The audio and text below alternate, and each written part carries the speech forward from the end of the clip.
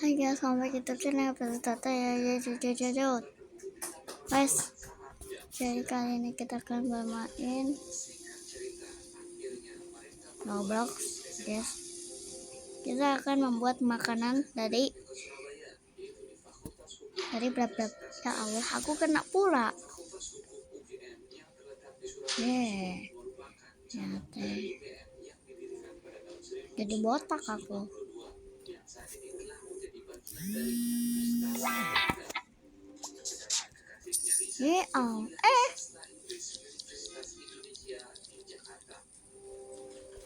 Dicat dulu gak sih? Nyebelin banget. Wow. Oh my god. Aku bangun-bangun udah ada jeruk yang mau aku jadiin wafer. Wah, ternyata jeruk bisa jadi wafer. Wafer kali. Sekarang kita tambahin ini kasih pegis. Ya Allah, kebalik. Udah sih, udah saja. Loh kok miring? Nah, bapak ini bapak. Wow, bapaknya suka. Ternyata ada alien. Mari kita bawa. Dan kita jadikan jeruk.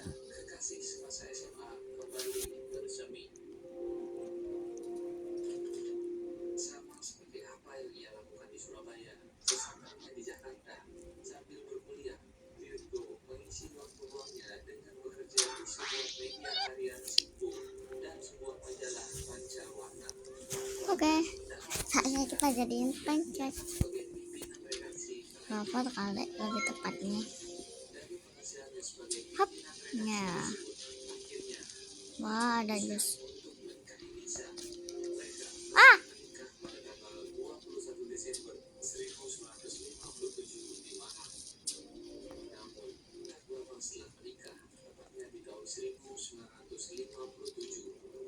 Hahaha. Ini siapa?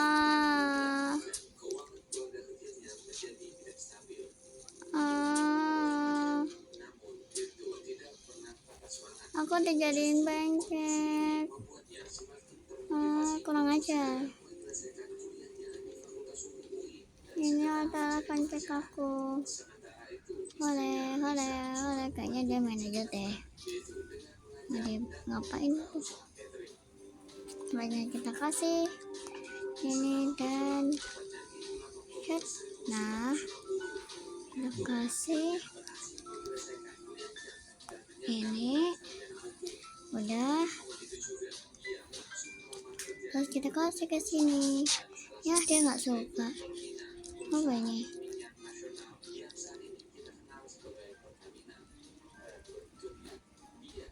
Oh, ada manusia. Mari kita buat apa? Nggak tahu.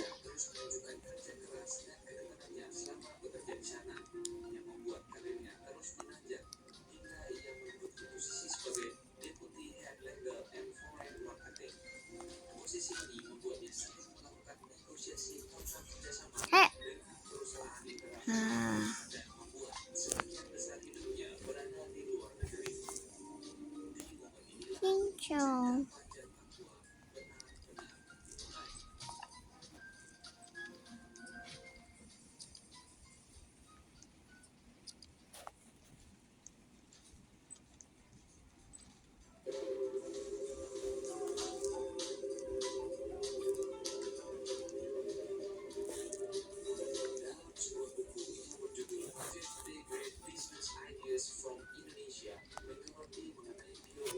Mungkin akan jadi enak. What?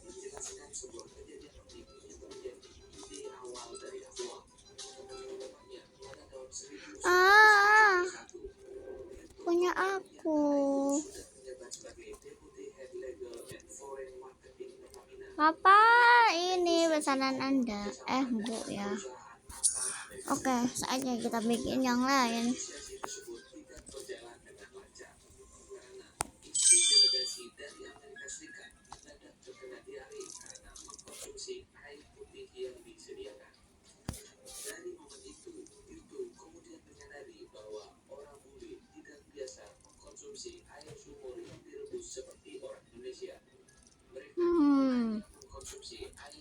Ada pelangi.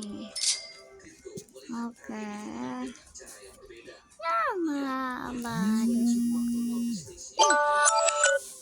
Kenapa sih muncul terusnya alarm? Mani. Ayo kita beli sendiri.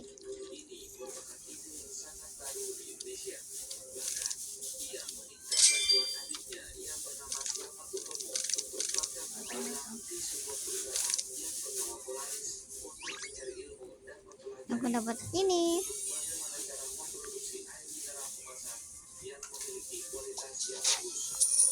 Mahal juga. Itu punya siapa, boy? Kamu ambil pula.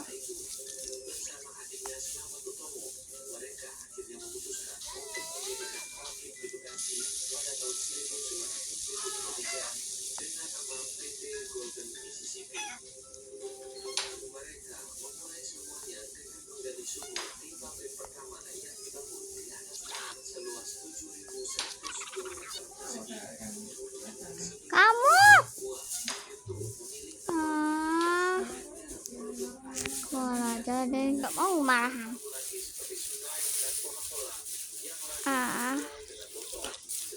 Hai, ada yang nyalakan?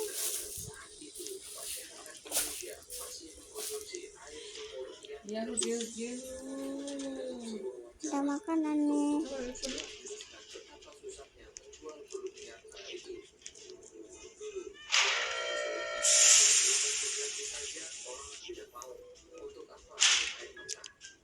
Tuh ambil, nggak ada gunanya lagian.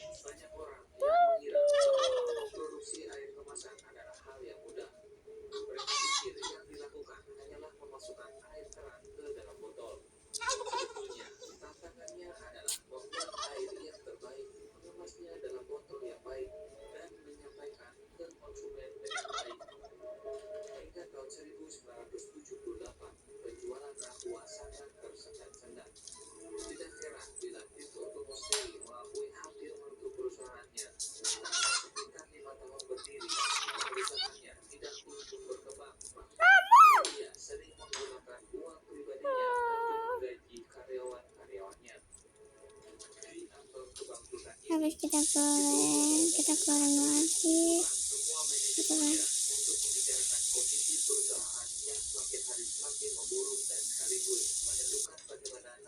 Setelah ini kita potong.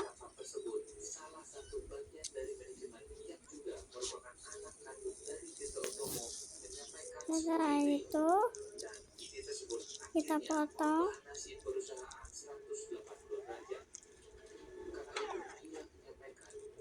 Setelah itu kita ambil buat kita jadiin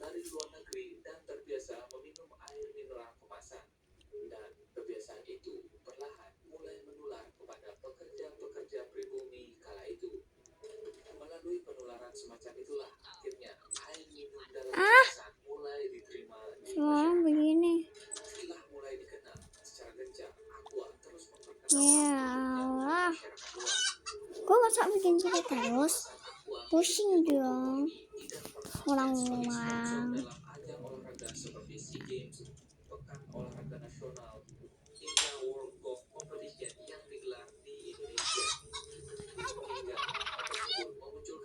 Ada ikan? Enggak.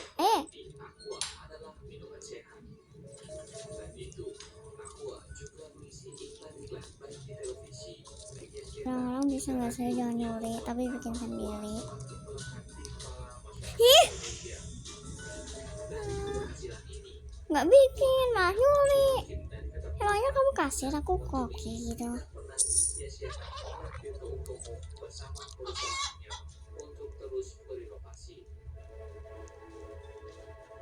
Kalau bisa bikin sendiri kek.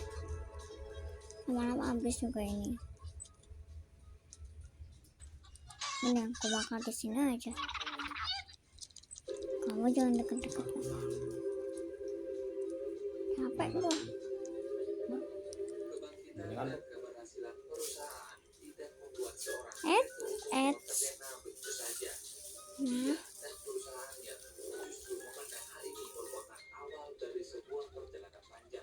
Oke. Habis kita ungkep.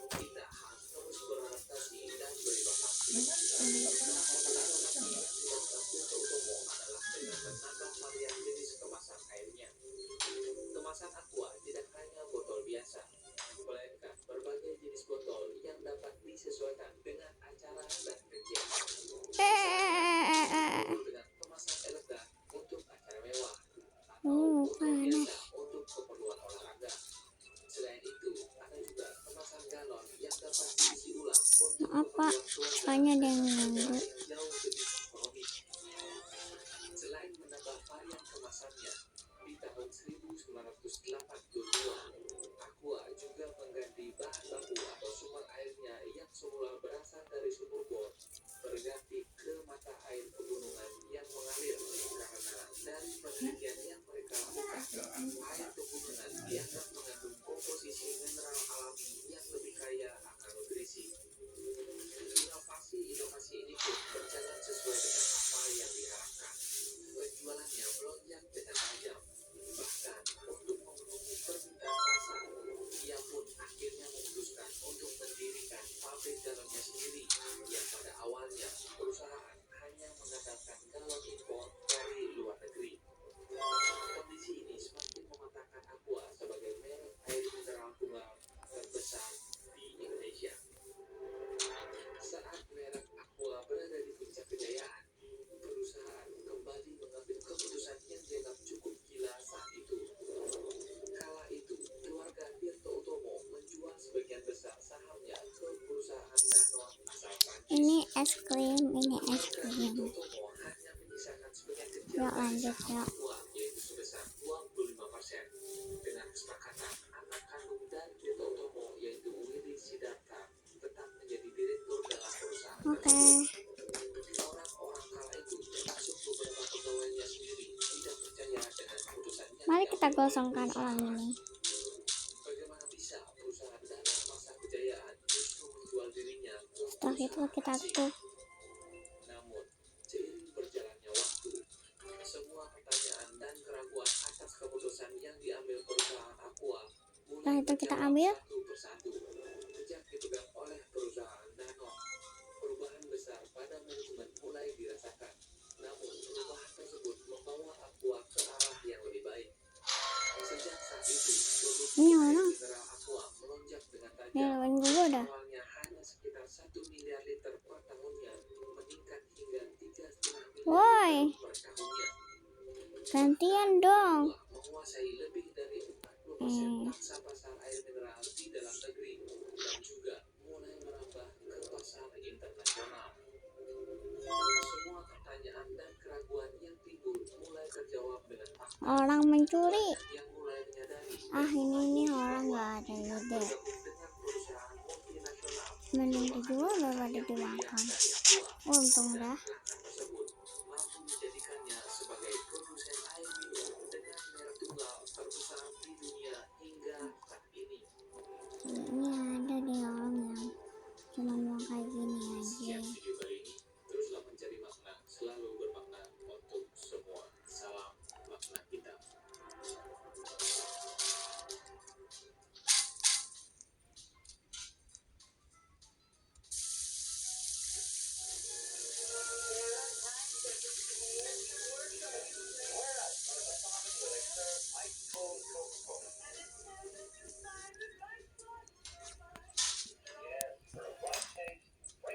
Setelah ini kita kosongin.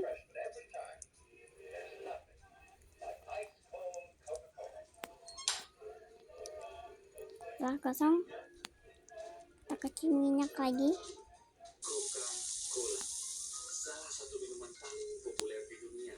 Kemudian kita masukin sini. Bersoda, Coca-Cola hadir dengan menjual kegembiraan, kebersamaan, dan ide Kalau nggak bisa, masukin sini aja. seperti mewajibkan kita untuk menghadirkan Coca-Cola di setiap acara bersama. Namun, di balik nama besarnya, terdapat kontroversi yang mungkin tidak Setelah banyak terbakar sampai kosong, eksploitasi dan bahkan minuman kita goyang-goyang lagi merusak generasi. sampai kayak gini baru dikasih. Nah, nggak enak kan? Di video kali ini kita akan membahas kisah bagaimana terciptanya Coca-Cola, kontroversinya, dan strateginya hingga Gue mau ambil menjadi ikan. Coca-Cola sebagai salah satu perusahaan F&B terbesar di dunia. Dan buat kalian yang baru menemukan channel ini, Oke, bisa support dengan klik tombol like, ya subscribe, dan apabila ada ide ikan goreng emang. apapun itu bisa Karena ini tempatnya aneh, jadi kita bakalan pakai daging manusia.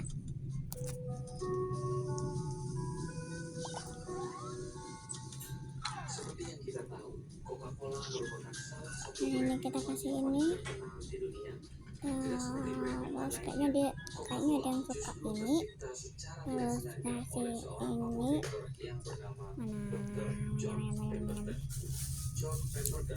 Cuman dagingnya double. Terus kita kasih ini. Terus kita goreng.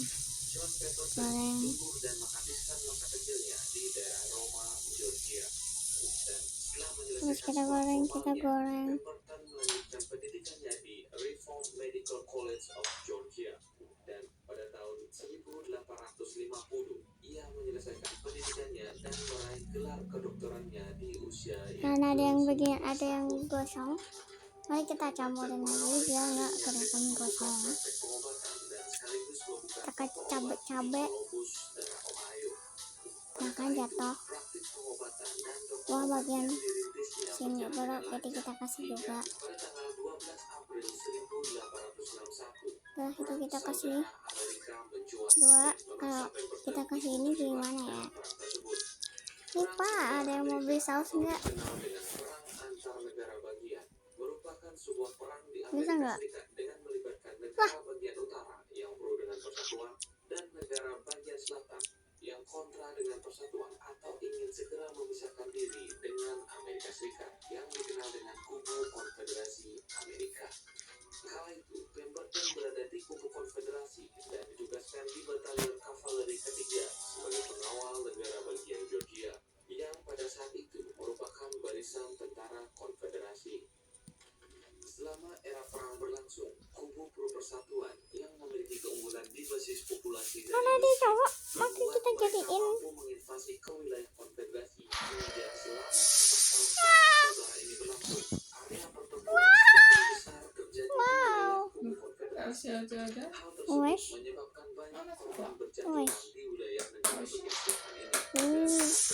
Daerah Georgia di mana Pemberton ditugaskan. Beruntungnya, Pemberton mampu menyelamatkan diri meskipun mengalami luka yang cukup parah. Salah sama ngomongnya.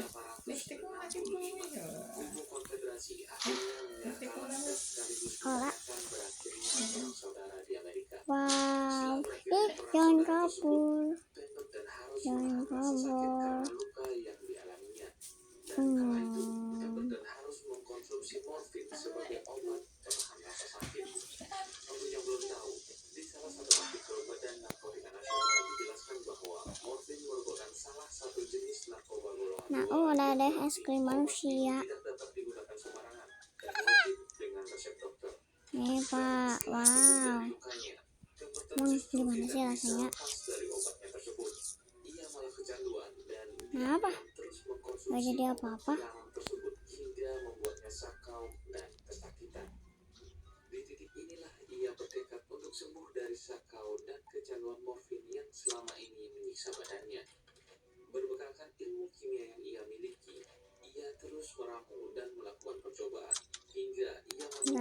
duri sih ini. dan mampu mengurangi Tapi sakaunya. Ia meramu daun koka yang merupakan salah satu jenis bahan pembuat narkoba jenis lain, yaitu kokain, dengan biji-bijian yang dikenal dengan kacang kola. Inilah asal dari mana nama Coca-Cola tercipta dan hasil penyulingan dari daun koka dan Johanna, kacang kamu kola udah ini tahu. menjadi resep awal dari mana minuman Lho berarti ono kandungan kayak nganune no, kayak Wah enak. psikotropik aneh no, Coca-Cola asline. Tapi saka daun coca sing biasa digawe dulu bahan psikotropik kacang. Itu enggak? Iya. Terus cola ki kacang. Coca-Colanya ke sebuah apotek di daerah Jogja yang bernama Jacobs Pharmacy. Awalnya, Coca-Cola ini dijual secara murni tanpa campuran gula, soda, dan bahan-bahan lainnya yang dijual sebagai obat Nih penenang dan toiletnya rasa sakit, kak. bukan sebagai minuman seperti yang kita kenal sekarang. Namun, karena rasanya yang khas, Karena kamu udah kecil, maka kamu adalah kurang kecil. minuman yang Mari kita bentuk kecil. rasa bebas. Kecil dan kecil. Pemberton memutuskan bekerja sama dengan seorang pengusaha yang bernama Willis A. Itu punya aku. Kerjasamanya tersebut, mereka mencoba menambahkan air berkarbonasi dan beberapa bahan lainnya ke dalam resep awal Hei. Coca-Cola tersebut. Dan Ya sudah. Kan dia. sebelumnya dikenal sebagai obat penenang, berubah menjadi minuman berkafein yang nikmat Kamu harus kecil banget. ke masyarakat luas. Kira-kiranya penyetannya mana kecanduan morfin. Gara-gara karena untuk kakek mbak, tapi main coba dikanggo morfin, terus karena kayak sojo kanggo. Mas Kevin, nih, Pemberton yakin iya mas. ini akan menjadi produk yang sukses dan bisa Dengan tak, diterima oleh masyarakat. masa lantaknya sekarang. Pikirannya tersebut, ia memutuskan untuk mematenkan resep dan merek Coca-Colanya dengan harapan bisa bermanfaat untuk anak cucunya di masa depan. Dengan dipatenkannya resep dan merek Coca-Cola, Pemberton dapat bekerja sama dengan aman bersama beberapa perusahaan lain. Pantes ada sama kayak metu, kayak Coca-Cola jadi tenang ya. Coca-Cola telah diproduksi oleh 3 perusahaan yang berbeda yang membuat nama Coca-Cola semakin dikenal di daerah tersebut.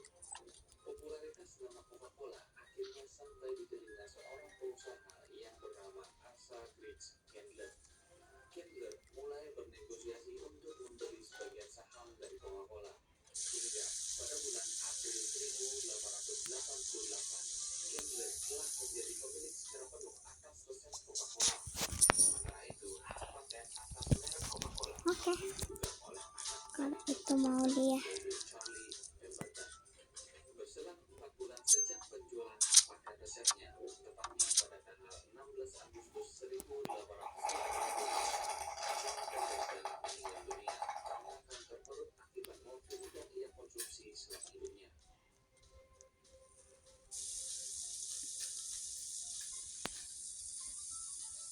Hei. Jangan rebutan. Itu punya aku. Ih. Nah. Negosiasi hak paten merek Coca-Cola yang dipegang oleh Charlie Pemberton. Karena kepercayaan anaknya dan Charlie juga seorang pemabuk serta pecandu narkoba, dengan mudahnya ia menjual seluruh hak paten Coca-Cola kepada Kendler. Dan setelah memegang seluruh hak paten, Kendler terus mengembangkan dan melebarkan bisnisnya. Salah satu industri Aku kasih pijitan. adalah dengan Betul kan? kertas atau kupon yang memberikan hak pada pemegangnya untuk menikmati segelas Coca-Cola secara gratis.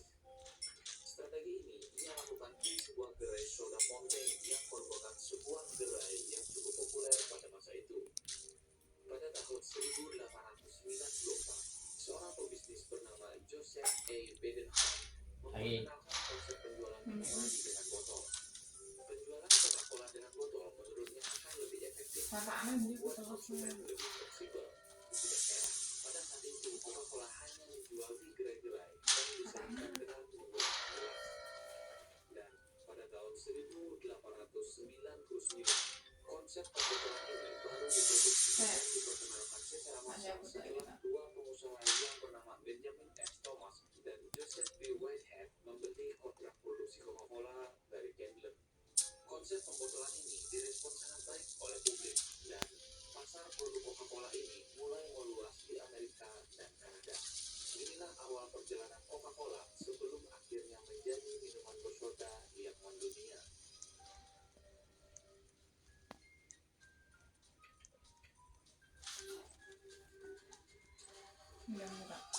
sih?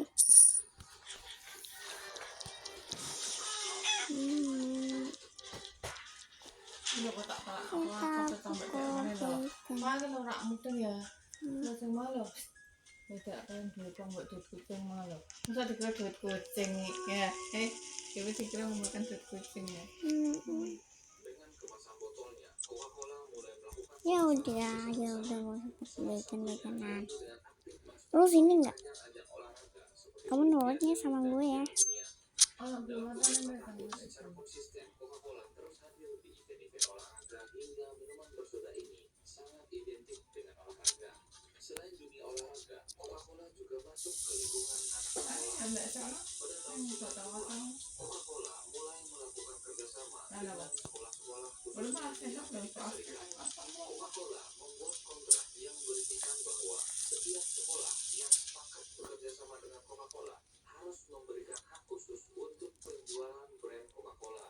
Dan Coca-Cola juga memberikan komisi sejumlah uang kepada pihak sekolah apabila mampu menjual minuman Coca-Cola dalam jumlah tertentu. Strategi ini cukup berhasil dan bahkan itu penjualan Coca-Cola mampu menyaingi penjualan air putih kemasan. Tidak berhenti sampai di sana. Minuman bersoda ini mampu masuk ke dalam kehidupan masyarakat dunia. Saat mendengar kata Santa Claus, gambar mana yang pertama muncul di kepala kalian? Ini gara-gara Coca-Cola. Santa Claus jadi apa? Kita tentang Santa Claus yang awalnya Santa Claus berwarna hijau menjadi warna merah seperti yang kita kenal sekarang. Hal ini Ya Allah, ternyata Santa Claus giling-giling sampean gara-gara Coca-Cola. Nek sing menang Sprite berarti hijau. pada Santa Claus merupakan keinginan warna dari logo Coca-Cola itu sendiri. Tanpa kita sadari, Santa Claus yang kita kenal hingga hari ini merupakan Santa Claus milik Coca-Cola. Beginilah cara Coca-Cola masuk di tengah-tengah keluarga dan kehidupan masyarakat dunia. Cetak. Ini loh.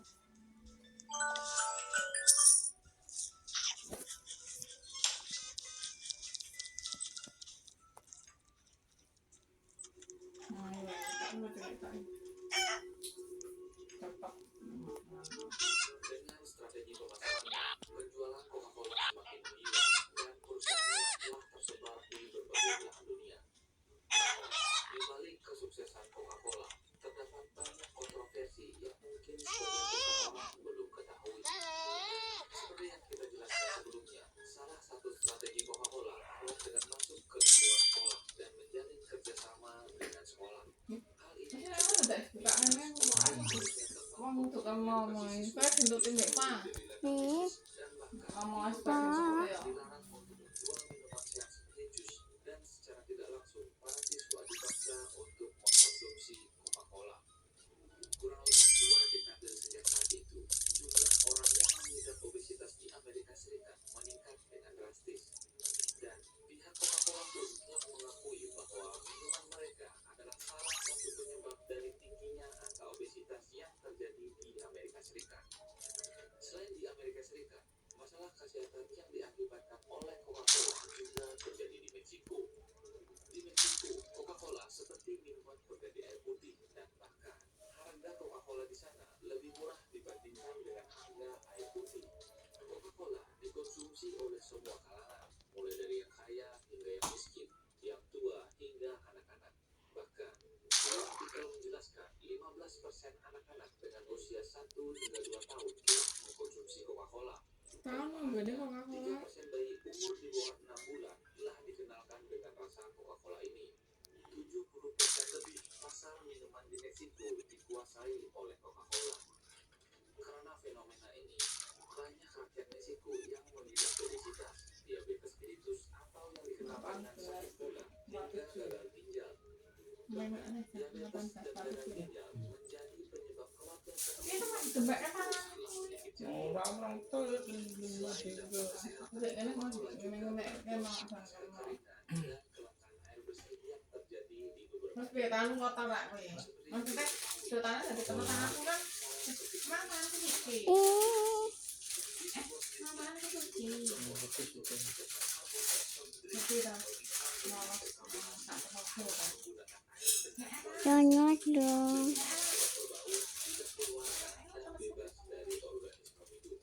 Berarti lagi. mengharuskan Coca-Cola untuk Halo.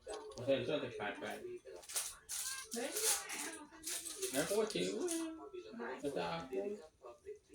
Kenapa dari sebenarnya barang coba. Nah, nampak. Jadi kecuali dilatih baru bisa. Nah, itu dia mah. Pakai kopi ya. Mama, tolong mama, mama, tolong mama, mama. Saya dikejar ayam. daerah tersebut kesulitan mendapatkan air untuk mengairi perkebunan Ah, hingga terjadi kelangkaan pangan.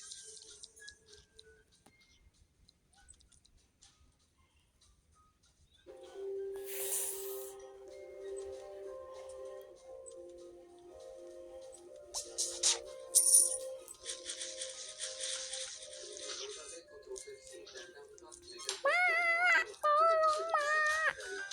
Saya dikejar ayam. menjadi salah satu perusahaan minuman populer dan terbesar di dunia. Kok kagak sih? Kok enggak sih? Kesuksesannya tersebut Kok enggak matang sih? sering melakukan berbagai Nih bu, amal dan sosial serta melakukan ayam, ayam, ayam, beberapa pihak sebagai ayam. kepedulian pada sesama dan lingkungan.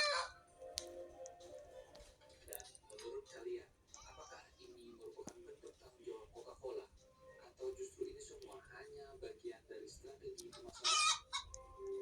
Gua nggak bisa ambil. Teruslah mencari makna, selalu bermakna untuk semua. Salam makna kita. Apa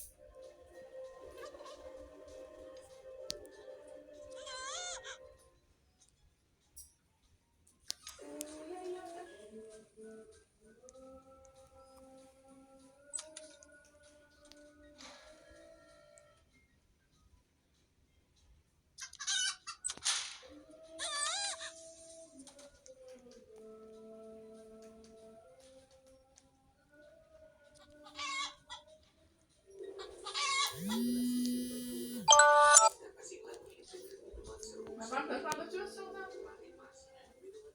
Ah, bisa pindah.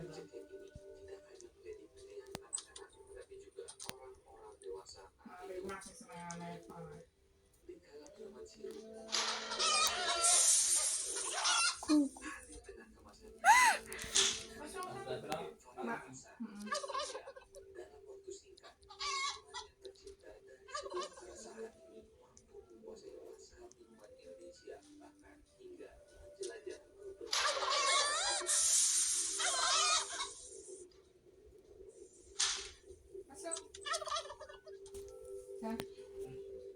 Ini berapa?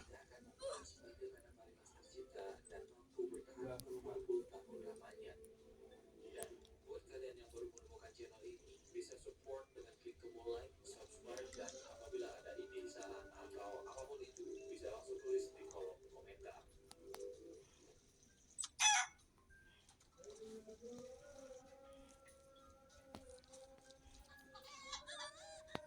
Ini udah kuat sama kawan atau jangan lupa suka, komen, subscribe, dan serta ya, jauh.